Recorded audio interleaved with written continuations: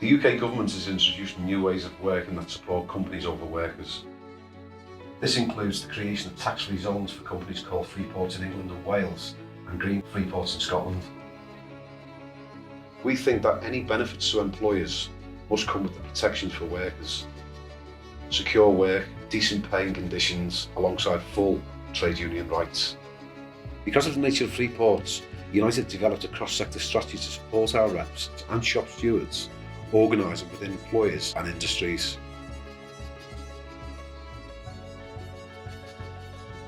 Freeports are designated zones that can be up to 75 kilometres wide, often around ports, airports and rail hubs.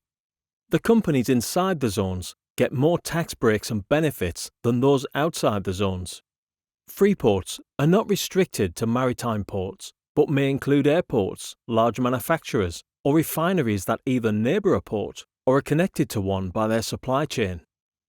They involve the local authorities and may also include major construction of significant infrastructure or recommissioning and repurposing of brownfield sites. A governance board of employers, landowners and local authority runs each freeport. Freeports have an impact on workers within and outside the zone and across Unite's industrial sectors. We've already seen companies moving existing manufacturing sites from one part of the country into a Freeport zone just to take advantage of the tax breaks and develop grants within the Freeport zones. This is what we deem to be displacement of jobs, which will see people made redundant, and those jobs then shifted into an area where the companies and the employers can take advantage of the scheme when they displace those jobs in order to tap into the tax breaks and the freebies that are on offer from central government. Companies have also begun rewiring and restructuring logistic supply chains and building huge warehouses both in and around Freeports. Because of the potential of reduced regulation and pay rates within these Freeport zones, this is a worry for trade unions, particularly as the government is set on further attacking workers' rights and eroding the health and safety legislations that protect our members on a day-to-day basis. This would be a substantial risk to Unite members, but also to workers in general. We need our reps, shop stewards to come together to organise across the sectors. Our aim as a trade union is to secure work, decent pay and full union rights for impacted workers. Within the UK, most other Freeport zones or areas are tied to a port by the sea, but the East Midlands one is unique in the sense of it is landlocked. We recognised that there were some sectors that could really lose out on the back of having a Freeport zone established within the East Midlands, but also recognised some workplaces where we have a Unite footprint could actually benefit from that and from having a presence within the zone. So if you look at the manufacturing sector, for example, a lot of the big players within the East Midlands region, like Rolls-Royce and Toyota, were looking to establish a footprint within the zone because obviously the economic benefits that would bring to ensure that following Brexit, those issues could be dealt with in a bit more of a streamlined way. Equally, other workers from other sectors, particularly around the RTC sector, had a little bit more to lose because clearly if you're looking at establishing a new operation and doing that work, with employers that fall within that sector bracket, often they will be working on sort of lesser terms and conditions or not particularly great pay.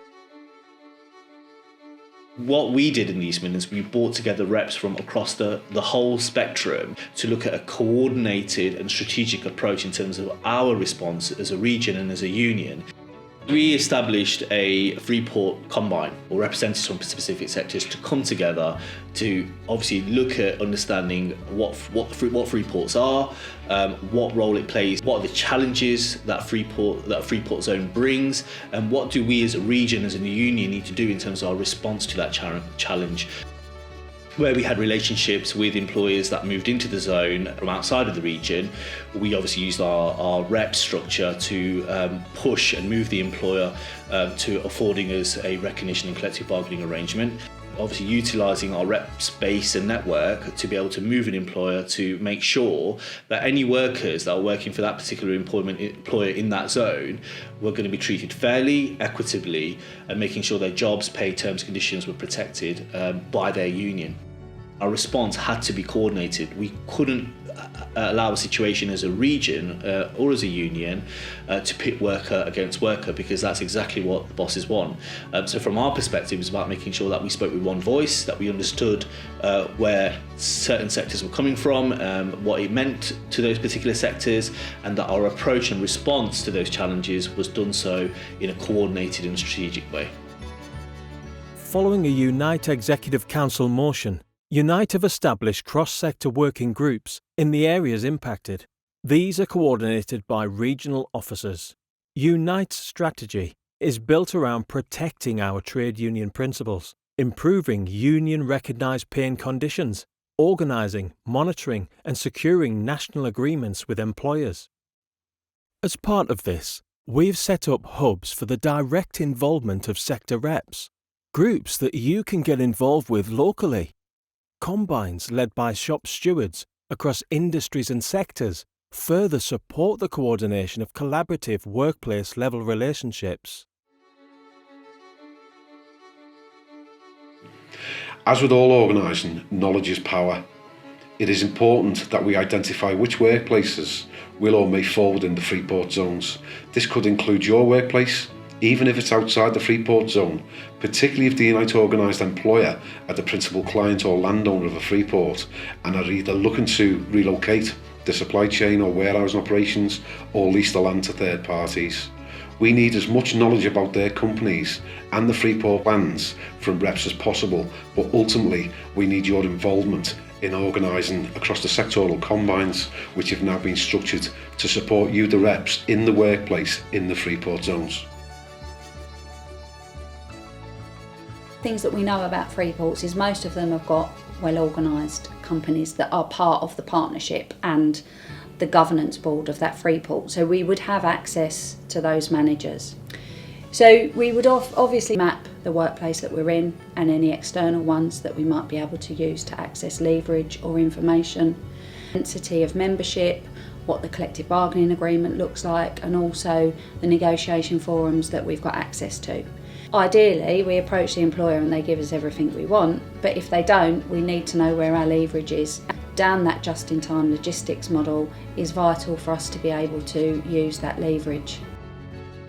Within trade union legislation, there is the right to information for collective bargaining purposes. So I would make a request on information around how much money is being invested, what the tax breaks the companies wish to, access, how many people they employ, how many people they're looking to employ, who the new employers are that they're trying to engage with on that site or that they're talking to. Now, what we are increasingly seeing is those managers saying, well, I deal with this company and the Freeport is something separate. So we need to try and access those governance boards and ask the same questions. So if you're a rep in a Freeport, you may be in the dock sector or the automotive sector, you may be working cross sectors. So for a rep in a workplace, it's going to be about them contacting their employer and asking the questions, and then maybe asking their regional officer to write to the other employers and say, on behalf of Unite the Union, we're trying to gather this information, would you be prepared to share it with us? Freeports, they are a national project for this government, so we need to know how they operate. So it's important that we exchange information up and down the different regions. Really, really important that we have that information at a central point. And part of the strategy around Freeports is that each region will adapt it for their Freeport, so it is appropriate to that workplace, that region, that location. Your risks and the NISCs are a good place to start to exchange information across those various industrial sectors. Your regional officer will also be a great support, because within each region there's a Freeport coordinator, but also that we can exchange best practice and also keep an eye on employers that might be popping up in Freeports where they wasn't before. One of the things that we have to do as officers and as a union is support our reps. Any rep, they are elected by the workers in their workplace to be a leader of that workplace and focus on that workplace. This is about giving the information back to the union at a central point and then the union using that information and providing resources where we need to provide them. We could target one particular company up and down the country with the right resources, or it could be that we concentrate on one particular Freeport. So all of that at the moment is unknown, which is why gathering that information at the central point is really important. In terms of Freeports, these workplaces are potentially going to open with no union protection. So this is about growing the members, improving the working lives of the working people that are in these Freeports, and winning for the economy as a whole and our members.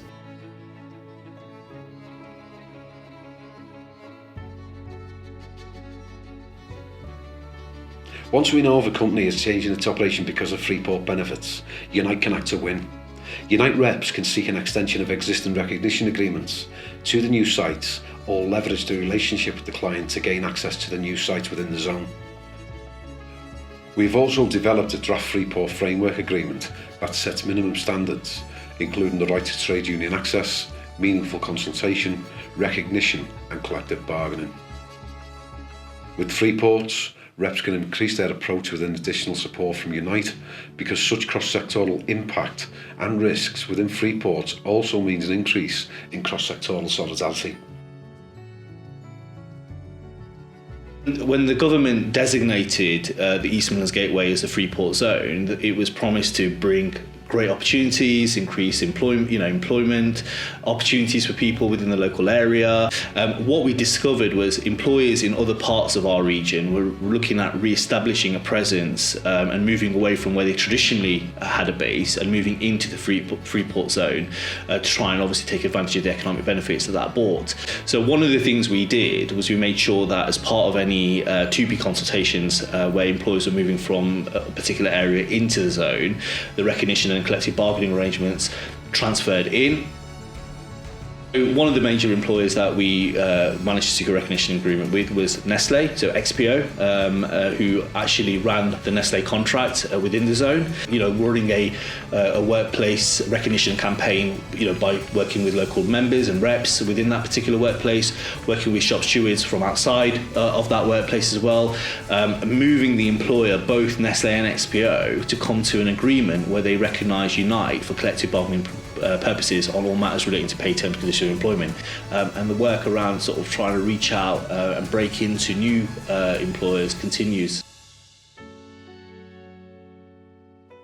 Regional offices and the research and international departments at Unite hold a wealth of information about the main employers currently identified as being involved in existing Freeports and those still to be announced. Already, there is some huge construction of warehouses in England, near or within Freeport zones. Over 3,000 football pitches of new warehousing. Unite reps organising within these new sites using well-founded tools to build union density will help expand our strength as a trade union.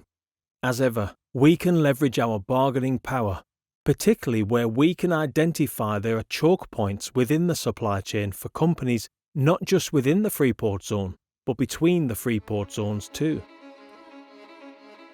Freeports are a threat to terms and conditions. I think it does create the opportunity for pinch points.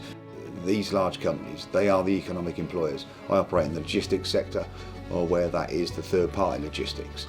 So they operate for these large companies. We were in dispute with a large manufacturing company. The global organisations identified to us through the wider trade union movement, which again emphasised the importance of the hubs, that they knew when the timber was going to be delivered for this manufacturer.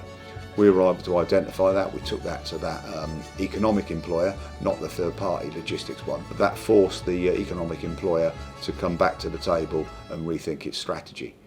So we identified that we could affect the way their timber, their product comes into the country. And that example could be used in numerous ones. We've seen the examples where in virtually every single industry has been affected by the electronic chip shortage. There's not just the chip shortage, it's about all products that are coming together. The supply chain is very fragile. We have an opportunity to push back at these large organisations. But that can only be done by reps coming together and the union working together to identify these. It won't happen overnight, and we've got to build this. Building solidarity within our own union by using existing networks and skills also helps to identify leverage choke points, expanding our presence, influence and growing our membership. Workplace reps and shop stewards are integral to our approach in fighting back, and your union is absolutely behind you. Our strategy is designed to support you, and as in the early days of Freeport proving its worth, solidarity and oversight of Freeport companies, combined with the cross-sectoral organising, leads us to winning for members in the workplace. Join us in the fight to protect job pay and conditions by turning Freeport zones into union zones.